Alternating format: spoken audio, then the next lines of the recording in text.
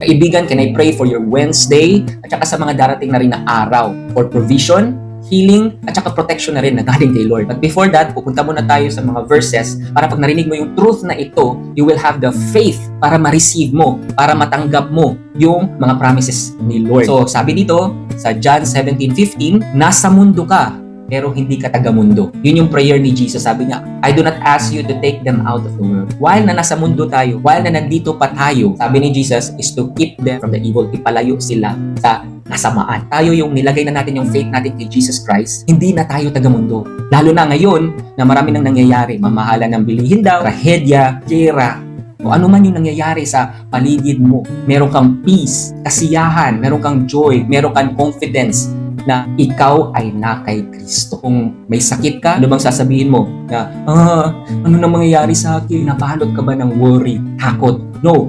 Kung ikaw anak ka ng Diyos, anong respond mo na? In Jesus' name, hindi ako mananatiling may sakit. Gagaling ako in the mighty name of Jesus. Jesus means Savior. Ililigtas ka niya. Hindi lang ito para iligtas ka sa impyerno. Parte yun. Pero ang promise din niya, bibigyan ka niya ng abundahing buhay while nandito ka. Liligtas ka sa sakit, mga kalungkutan na nangyayari sa kalibutan sa mundo ngayon na nagmamahala ng bilihin. Sabihin mo lang na mahal mo ko Jesus. In Jesus' name, gamitin mo yung pangalan niya. Hindi natin ine-neglect, hindi natin inaalis na may mga problema tayo. Pero meron tayong confidence sa gitna ng sakit, sa gitna ng kahirapan, sa gitna ng kaguluhan, meron tayong peace kasi si Jesus, siya ang magliligtas sa atin, siya ang magpo-protect sa atin, siya ang magpo-provide sa atin. At ngayon, dahil naniniwala ka na nandito ka sa mundo pero hindi ka taga-mundo, kay Kristo ka, yung expectation mo, hindi na ang provision na galing sa mundo, pero provision na galing kay Jesus, na siya ang maglalagay sa iyo sa right place at the right time. Alam niya ang timing sa buhay mo. Yung trust mo, nasa Kanya na. Hindi na sa mundo or yung mga pamamaraan ng mundo. Magaganda man, good man, ang better, at saka ang perfect at divine, hindi natural, ay galing lamang kay Jesus.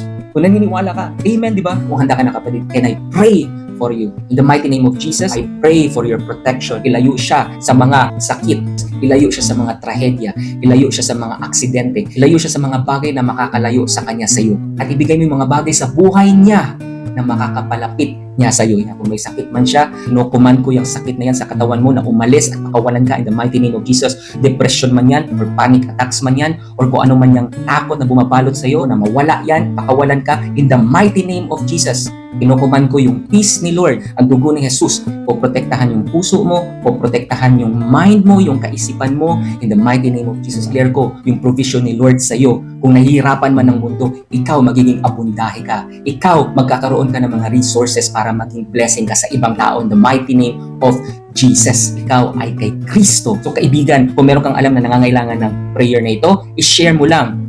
Kaibigan, sama pala tayo, simba tayo, may ibibigay si Lord sa iyo. Tara!